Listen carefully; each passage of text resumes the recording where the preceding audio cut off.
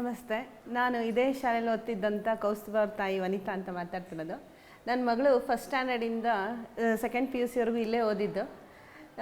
School days ತೊಗೊಳ್ಬೇಕು ಅಂದರೆ ತುಂಬ ಒಳ್ಳೆ ರೆಸ್ಪಾನ್ಸ್ ಇತ್ತು. ನನ್ನ ಮಗಳ ಕಡೆಯಿಂದ ಯಾವುದೇ ಒಂದು ಸಣ್ಣ ಕಂಪ್ಲೇಂಟ್ಸ್ ಇರಲಿಲ್ಲ.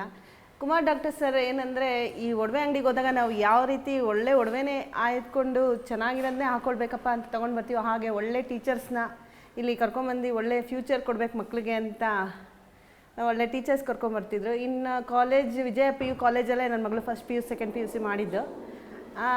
ಒಳ್ಳೆ ಫ್ಯಾಕಲ್ಟೀಸ್ ಇದ್ದಾರೆ, ಒಳ್ಳೆ ರೆಸ್ಪಾನ್ಸ್ ಇದೆ.